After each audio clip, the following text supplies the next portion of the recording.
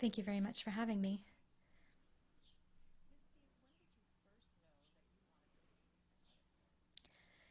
I um, I think it was always obvious from the very start. I had always a natural interest in art, and my parents were very kind and nurturing in getting me into art lessons from the very beginning. So I always remember having extracurricular art lessons with professional artists outside of school. And there was one teacher in particular in Monterey, California, where my we were in a military family, so my dad was stationed there for about 3 years. And his name was Dante Rondo. He's still a practicing artist, and he's the first person who really encouraged me to take it seriously, to you know describe myself as an artist, to say that I was an artist. I think when a lot of people are first starting their art journey, will say, I'm just learning, I'm just a student. But he used to tell me, even at the age of 6 or 7, say you're an artist, you're already an artist. And that helped me to take it seriously. So I'd say around then I knew that that's what I wanted to do.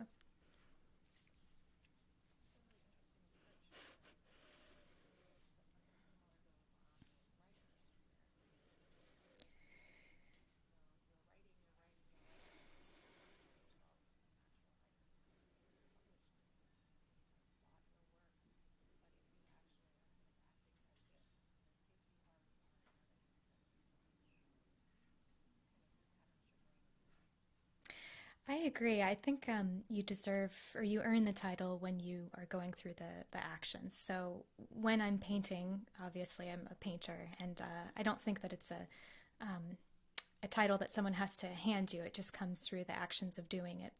That if you're writing, you're a writer. If you're painting, you're a painter.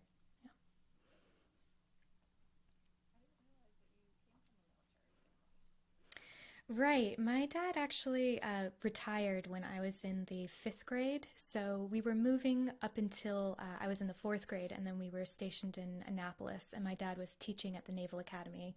He's a graduate from the Naval Academy, and he's a captain in the Navy. And then after that, started working in DC, like a lot of people from Annapolis. So we settled in Annapolis. So for the most part, I was raised there.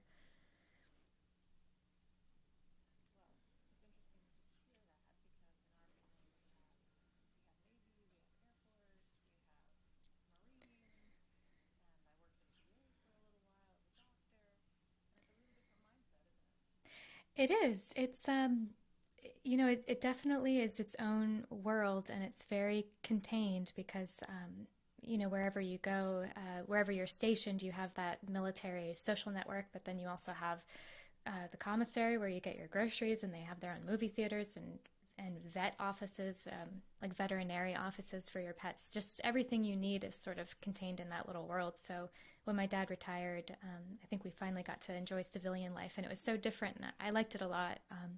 But every man in my family, even those who have married in, are military, except for my husband, Joe.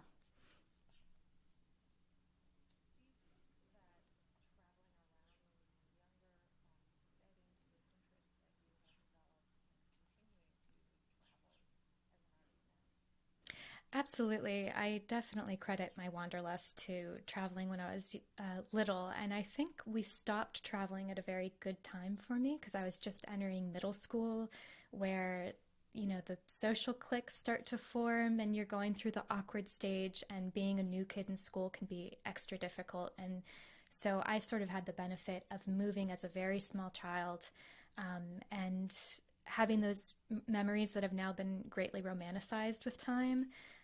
But then luckily, once I hit the awkward teenage years, I was in one place and could find my own way and make some friends and not have to worry about moving every 2 years.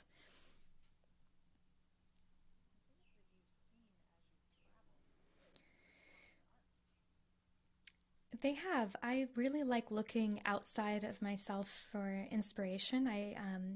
Especially when I was in art school, there was this real drive to for the artist to communicate your vision, your thoughts or concepts or opinions about things. And I actually had an interdisciplinary degree. So while I was studying painting, I was also studying art history, material and visual culture. And so those two passions really blended together, and I really liked using my art not to talk about myself, but rather use it as a learning tool to explore a new interest. So, yeah, I mean, when you think about it, the contents of your own mind are limited, but the world is just so full of new things to explore and learn about with your art. So, why not just look outward?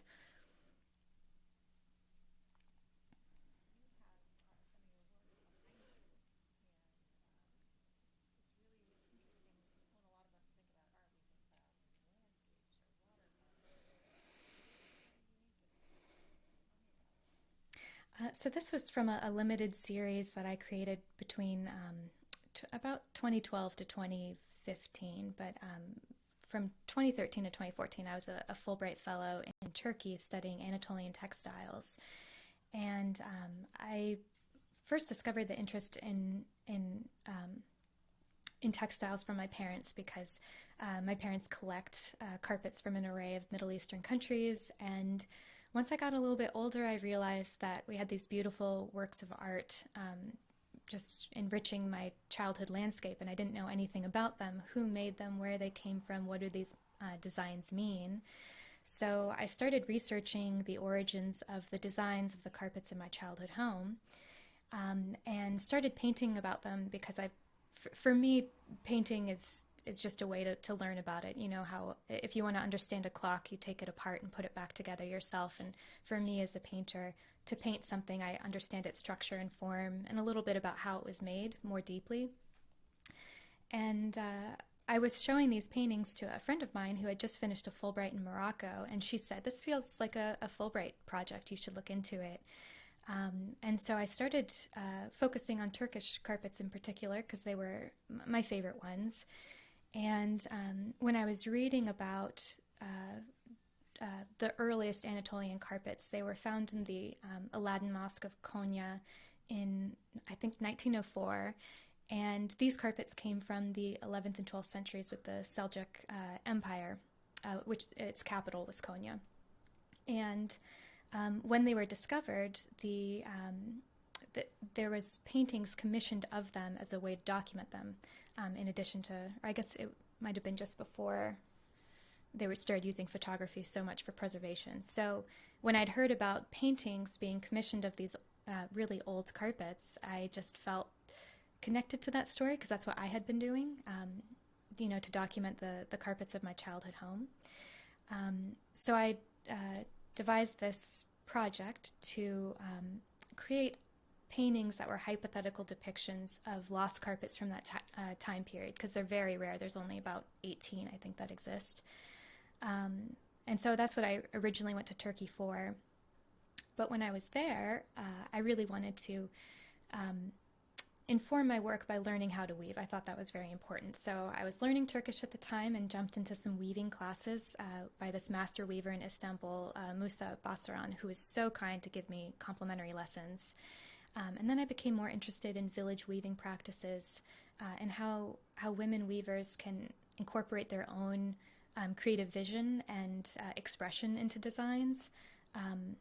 Again, there's always that division between craft and art, and textiles I would firmly put in the art category because there is so much personal expression communicated in those designs. It's not just a utilitarian decorative object.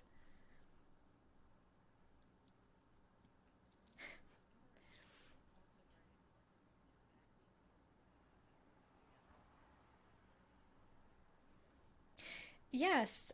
So during my Fulbright Fellowship, I I was doing all these paintings that were realizing my research findings, and they were very academic in their focus. And but I was also going through this really exciting personal journey because I was traveling abroad and living alone for the first time, actually, and just experiencing this whole new place. And it was an exciting time in my life, and I needed some place to express that personal journey. So I started painting in my moleskin sketchbook landscapes and cityscapes and portraits that just documented my daily life. It was very much a visual journal or a visual diary. And keeping a visual diary became a real passion of mine. It's now my longest running project. And after my Fulbright concluded, I scheduled consecutive artist in residence programs so that I could keep traveling around the world, staying in each location for a couple months at a time.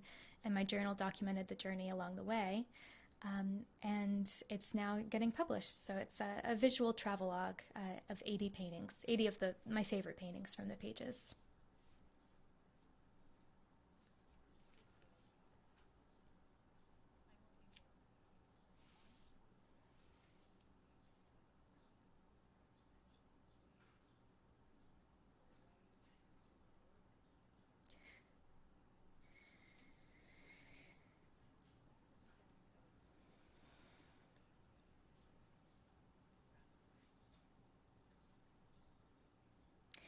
So I moved to Maine just 5 years ago, and I had never been here before. And when I was traveling, I'd do an art residency, and then maybe I would just crash with a friend or a boyfriend or my parents for a couple months, and then head back out again for another residency. And I got to the point where I was getting really tired of staying with other people, and I wanted my own landing pad.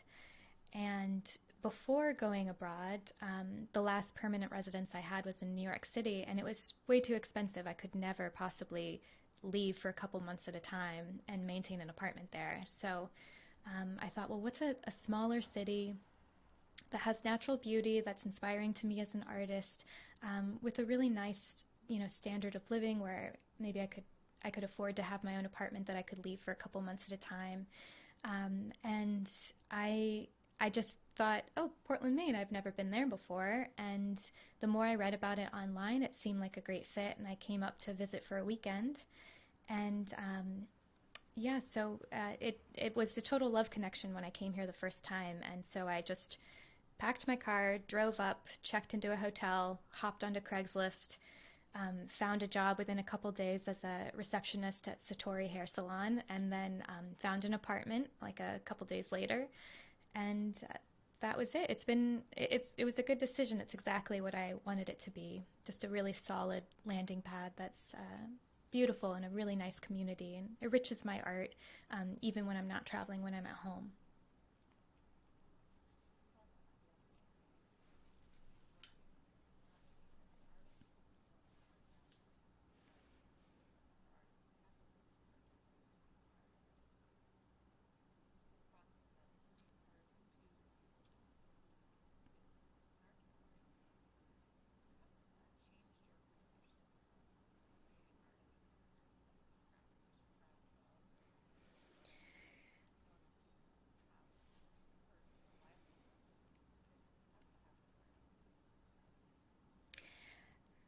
I thought working at an art gallery, I had shown in galleries before, but I'd always been on that side of the table. I was always the artist, never the person working at the gallery, interacting with clients. And working in a gallery has been so good for my art practice and really heartening for watching the acquisition process from start to finish. Because when I guess before I was working at the gallery, I really assumed that a lot of people purchase artwork because of the investment quality. And, I had read all these books about the curious economics of contemporary art. And in my art school in college, we talked a lot about that. And it's almost a cynical way or cynical reason to acquire art just in the hopes that it'll make you money in the future. But for some reason, I guess those are the conversations that I had had up until that point, that I thought that that's really why a lot of people do it. And so when I first started working at the gallery, there was quite a few times that someone was looking at a piece and I'd say, oh, this artist is a great investment. They've been, acquired by these institutions and they've won these awards. And I had one person just flat out say, I don't buy art for that reason. I'm not interested. And from that moment, I noticed that people didn't respond when I would mention that kind of stuff. And I ended up stopping talking that way. Because people who come to the Portland Art Gallery are just looking for that soulmate connection with the painting. And they buy art because they love it and they want to live around it, they have no intention of selling it. They want it for themselves to love and enjoy. And it was the best possible thing to see as an artist, because that's the hope. Like, that's why I want someone to acquire my artwork. And yeah, so it's been a really nice experience, and sort of restored a lot of my faith in the business side of art.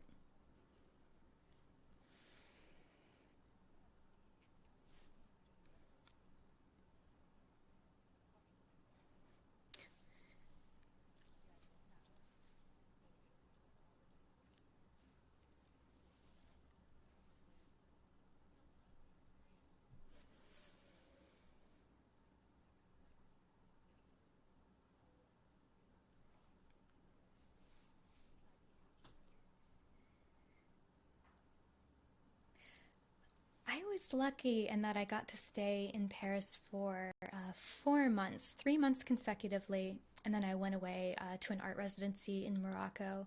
And so then by the time I went back, my Schengen visa had restarted, so I got to stay another month. And I think a lot of people, a lot of the expats I met who lived in Paris for a long time, when you stay anywhere for a long time, you get to see the good and the bad. You enjoy the beauty of the city streets and the food and the language, but then you also have to deal with paperwork and visas, and it can be incredibly frustrating. And luckily, I didn't have to experience any of that. So my time in Paris was very much a honeymoon period. So I think I really got to view the best parts of it. It was a really beautiful time, and I have to say, I guess that scene behind you with the view from an airplane when you're either departing or arriving in a city is always such a special moment, because you have that rush of arriving, I've made it, and looking out into all of those little lights and wondering, who lives there and what's going on, and seeing the flow of traffic. You really get that sense of how a city is a live organism, with its own personality and heritage and history. Paris, especially, it's so old, of course, and so yeah, I think that view from an airplane when you get to see the city as one entity is always a very special and magical sight.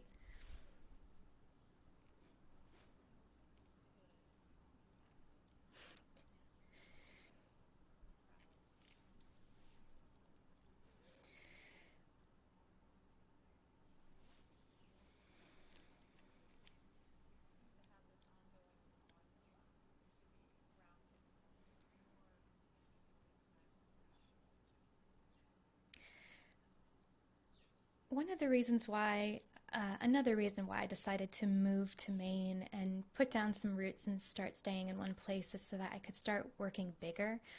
For the longest time, I'd been living out of a suitcase, and so painting in a sketchbook and keeping the travel journal was one of my only options. The paper paintings behind me I could roll up, so that was doable, but even still quite cumbersome and difficult.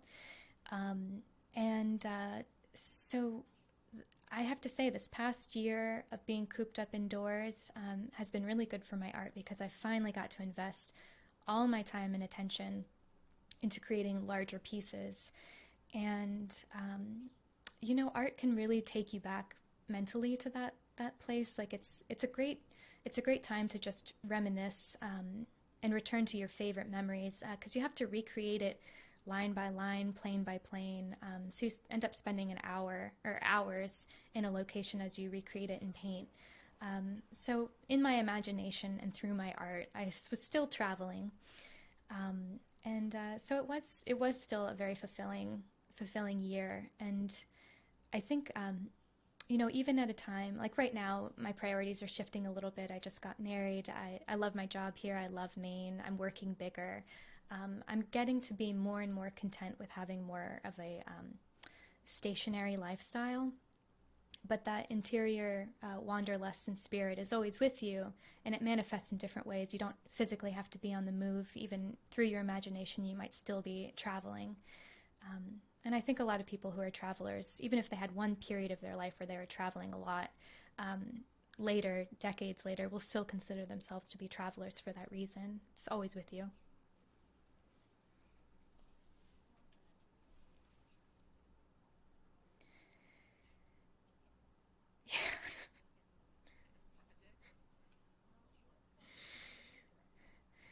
So I always wanted ducks. I love ducks. I think they're so cute and funny and friendly. And our neighbors across the street were going to get chickens, and so it was this sort of joke: they'll get chickens and we'll get ducks, and we'll trade eggs. And but when they got their flock of chickens, they had one that was the runt of the litter, and all the other ones were picking on it. And if anyone listening, or you, Lisa, if you're familiar with chickens, if there's one weak link in the flock, they will try to eliminate it permanently. And that little chicken was also the favorite of the family. They have two little kids, and they loved Carrot, the chicken. They didn't want to give up Carrot. So my husband Joe and I offered to adopt Carrot so that she would just be across the street and they could come over and visit anytime, and it's still their chicken. But then when we did adopt Carrot, we realized that you have to have a flock. You can't have just one. And yeah, so then we had to get two more, and now we have three. And I still want ducks, so it looks like this is going to get out of hand very soon, very soon. But they've been very entertaining, and I know more about chickens than I ever wanted to know. But they are very entertaining, like I said, so it's been fun.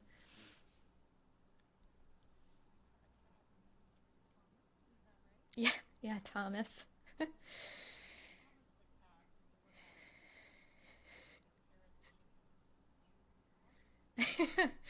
They, yeah, Thomas. So he's obsessed with our backyard songbirds that flit around the house, and so we were really nervous about chickens. He's an indoor cat, so they never really had to meet, but we were kind of curious. And one time we did bring Carrot into into the house, and Thomas just sort of looked at him and walked away. Was totally bored, not interested at all. Um, so yeah, it was, or Thomas, yeah, was disinterested. If I said Carrot, yeah. Yes, for the most part, until a raccoon or a fox, causes trouble. For the time being, things are very peaceful. Let's hope it stays that way.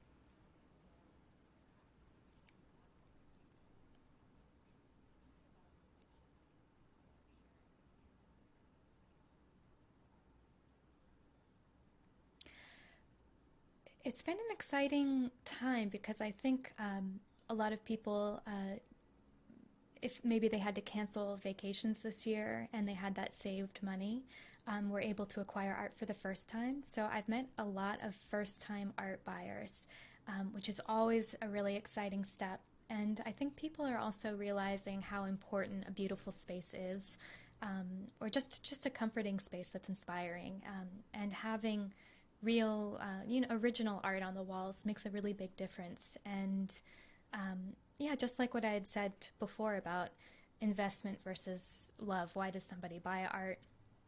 I definitely hear people, they just want to be around something that inspires them, that they love, that improves their day, helps them return to a different place. I know a lot of people love to buy landscapes of Maine because it reminds them of their favorite places, and just, being able to mentally travel to a cherished location.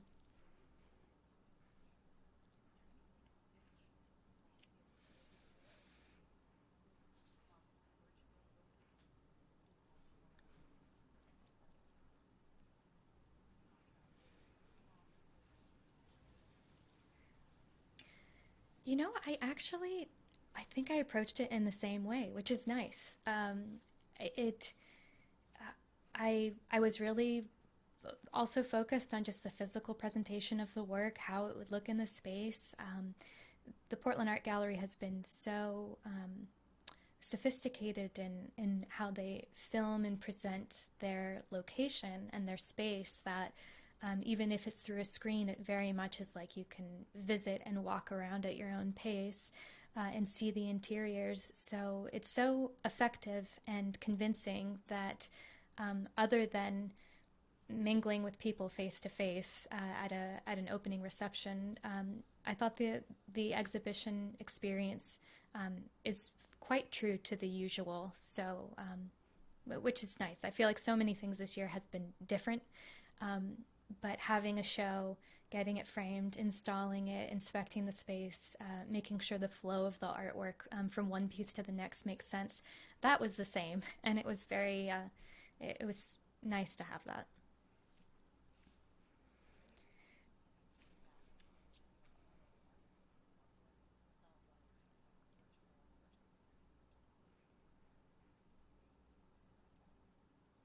People have all been very, very positive. The other artists at Portland Art Gallery, I they're just the nicest group of people, and so inspiring. And I do think at the very height of lockdown, when things were closed, and that temporary time when we had to close the gallery doors, at least just physically, online we were always present. But I really missed talking to all the artists and seeing their work, because it is food for my soul as an artist. And I, yeah, another thing, I guess that my first impression of working at an art gallery when I was first brought on, for some reason I had it in my mind that artists can have big egos and that it was going to be, um, that I might clash personalities with people, but I don't know if it's because they're all Maine based, or maybe that's a really outdated or untrue uh, stereotype of artists, but there are no big egos at Portland Art Gallery. All the artists are so supportive, so nice, so down to earth and grounded. Yeah, they've been. I never feel that sense of competition. Everyone's very supportive. So, yeah, feedback has been very positive, and it's hard to put yourself out there with work, online on Instagram or your website. You have to put yourself out there every day, but then also to get all the work together and put it out into a physical space, it takes a lot of guts. And it's easier when you have a nice community like we have at Portland Art Gallery.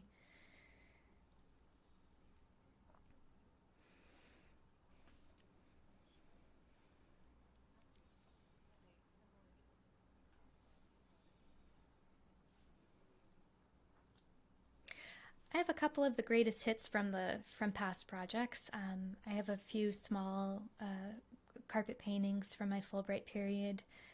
I also want to mention for that project, 15% of sales I give back to women weavers in Turkey through Turkish philanthropy funds. And I also have a few paintings of fishing flies on display from another art